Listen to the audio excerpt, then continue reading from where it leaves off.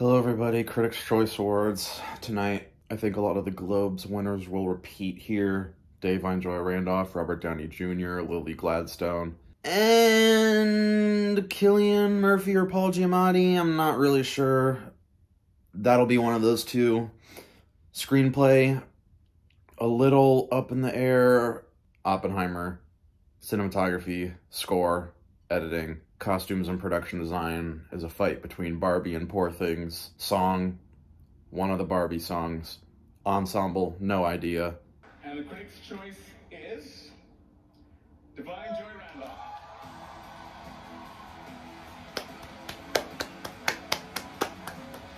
Why an award show would ever want to actually show awards during the show is beyond me, because the Critics' Choice Awards tweeted beforehand that Spider-Verse won animated and Dominic Sessa won Young Actor from The Holdovers. Why they couldn't have done it during the show? I know they show all the text in a montage, but, you know, why they would ever want to actually present an award during the show or show the winner during a show is beyond me. But congrats to Da'Vine Joy Randolph. And the critic's choice is Robert Downey Jr.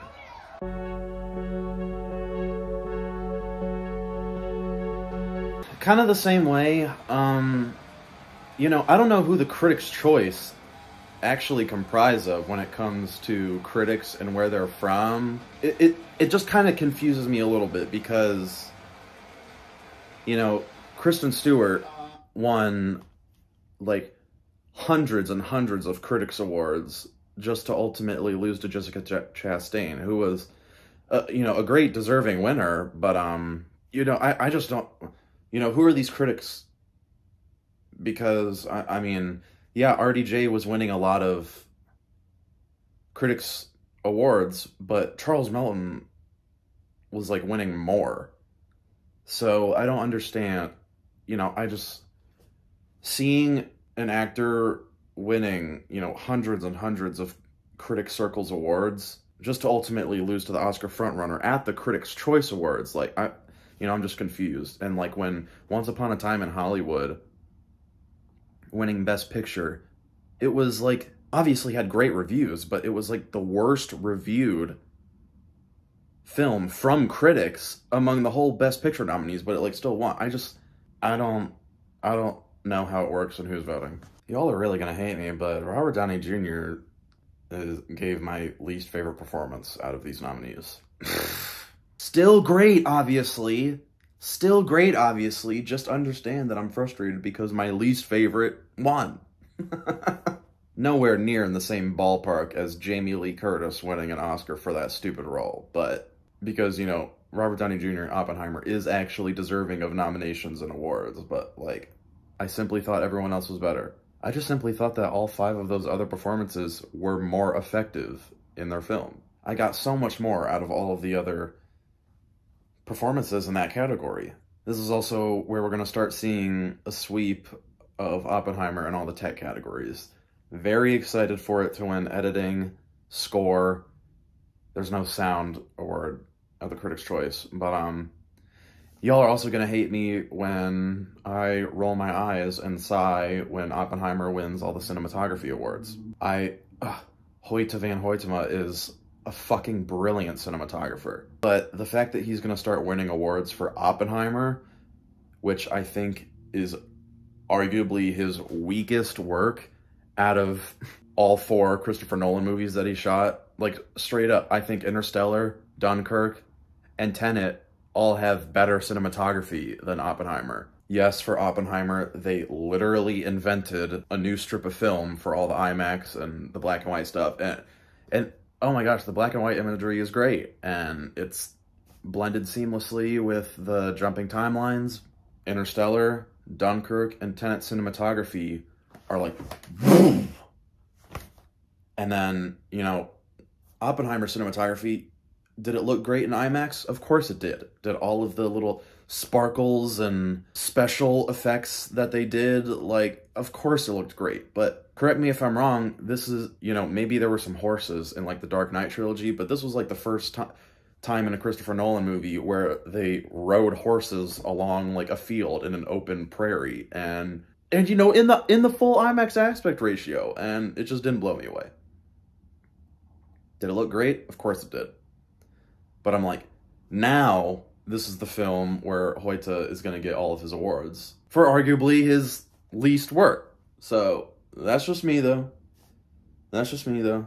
And I'll say it and think it every year. I think it's fucking stupid that they combined the film and TV awards into one show, because in doing so, for all of the TV awards, or at least the supporting ones, they present them both at the same time. It's disorienting, it's rushed, it's just a mess, and it feels less celebratory when everyone tries to rush through these shows. It's fucking stupid. They're doing the song award live tonight, and obviously they didn't write this, but what a fucking jab at... They literally made the presenters say, actors who think they can sing? What? Critics' choice is... I'm just kidding. How fucking awkward is that? How fucking awkward is that?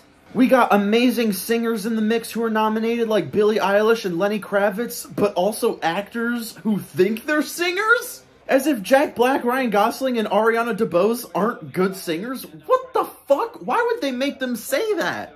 Ariana DeBose was obviously, deservedly so, like, why would you say that about me? What the fuck?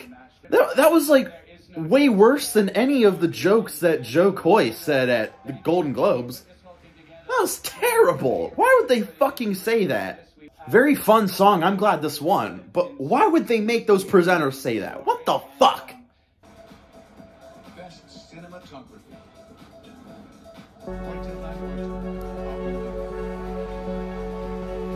Best production design. Sarah. Yeah. Yeah. Best foreign language film. Anatomy of a Fall. Best animated feature. Spider-Man. Jeez, I had no fucking idea. I had no idea. Fuck you! Cut to Phil Lord. Oh my god, what an absolute loser. Dude, Phil Lord is a loser. Loser! Fucking sucks that they made the best film of the year. My favorite movie of the year. Just, okay. Everything coming out about how horrible the working conditions were on the Spider-Verse film, and then Phil Lord, especially. What a sore winner. What a sore winner. Just look through his Twitter and literally replying under critics' list of their favorite films of the year, and, you know, saying, oh, what, no animated films, but basically fucking complaining that Spider-Verse wasn't on the list. How are you, as a filmmaker, going to reply to people's favorite movies of the year and being like, oh, what about my movie? Yeah, he didn't exactly say, yo, where's Spider-Verse, but he said, oh, what, no animation? Come the fuck on. Fuck you. I want Lord Miller to fucking talk about all the animators saying how horrible it was working on that film. Putting in an entirely new and different ending 6 weeks before the film is even released? What the fuck? I'm sure they reused a lot of animations and graphics and stuff like that, but I mean, still, 6 weeks for a film like that? Jesus Christ, they need time! Which makes me even more frustrated that it's my favorite movie of the year, because it's so fucking good! I can't believe they made Bella Ramsey and Anthony Ramos say actors who think they're singers. That's crazy. Best original screenplay.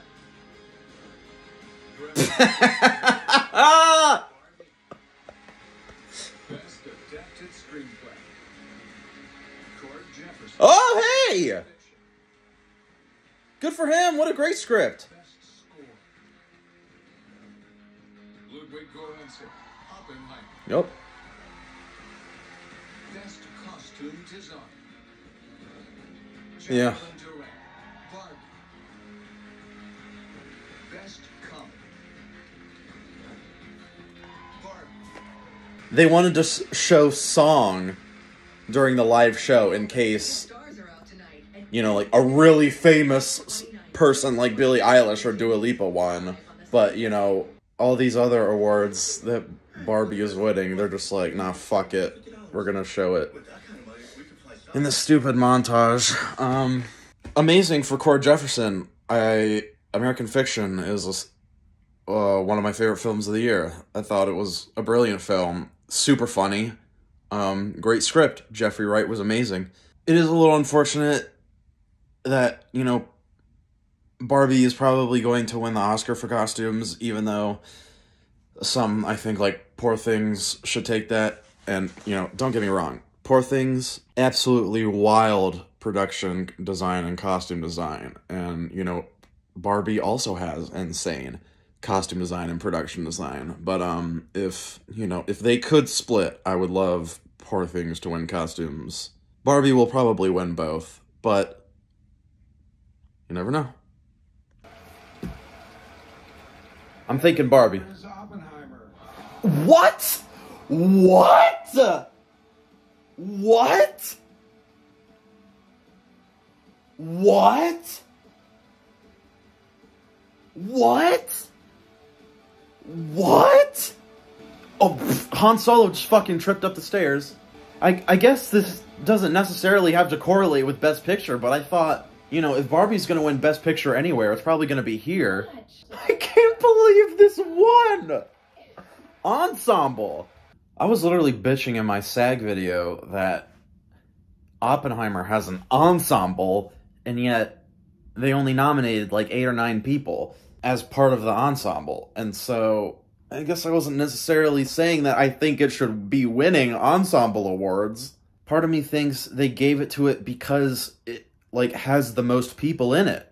Does everyone in the ensemble play their part well? Of course. They all have integral roles in the story? Yeah, sure. Like, when I think of ensemble awards, sure, I like to think of a lot of people in the ensemble, but I also am super impressed when everyone in the ensemble is interacting together. Yeah, I want them all to have great, amazing performances and stand out in their own unique way.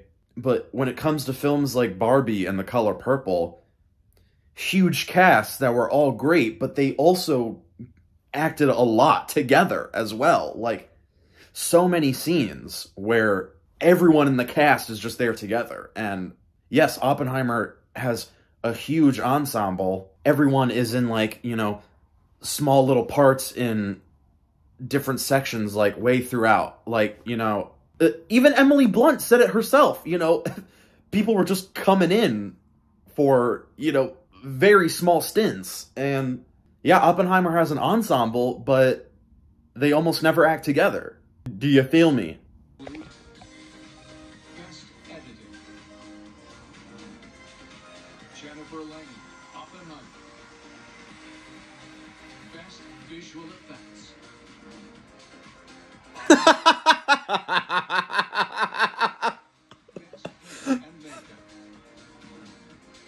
Oh my god! Maestro is going home empty-handed.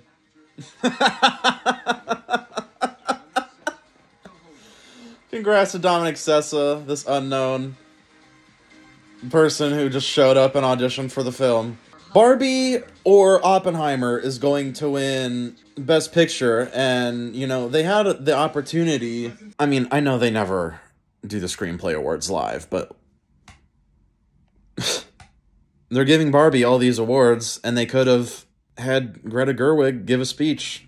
And the shows are pretty trash every year, especially since they started combining all the TV awards and then make the supporting TV people, like, they announce that shit at the same time, and they do all these categories off the air. It's so dumb, and I fucking hate it, because why would they want to celebrate film and TV at their award show? Barbie or Oppenheimer? Barbie or Oppenheimer? Because I do think Chris Nolan is going to win director, but an Oppenheimer won ensemble. I don't know. The Critics' Choice is the Barbenheimer. I still can't get over that the Critics' Choice wrote that joke about actors trying to be singers and listed Ariana DeBose as one of those people. Like, yo, Critics' Choice, You gave her an award for a musical theater performance. Not only did she act, but she sang and danced. And went on to win a fucking Oscar for a musical theater performance. And you're gonna say that she's an actor who thinks that she can sing? What the fuck? I still can't get over that. How fucking rude and just overall stupid, brain dead. It's also fucking hilarious that for how often the Critics' Choice, try to predict the Oscars, they still end up giving awards to things that aren't even gonna be nominated for the Oscar. Like, Oppenheimer winning visual effects. It won't be nominated for the Oscar. Barbie winning makeup and hair. Won't be nominated for the Oscar. And shoot, I mean, they loved West Side Spielberg so much that, yeah, they gave Ariana DeBose that award, but then they also gave it editing, which wasn't nominated for the Oscar. What an unserious award show. And the Critics' Choice is Emma Stone.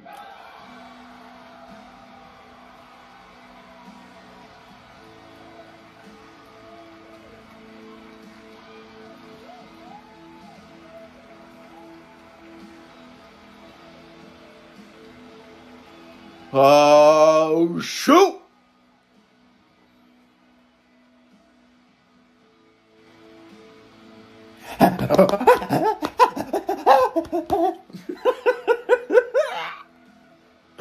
She went to some crazy fucking lengths in that film. This is what I was talking about earlier. Hundreds and hundreds and hundreds of critics awards, gave it to someone like Kristen Stewart.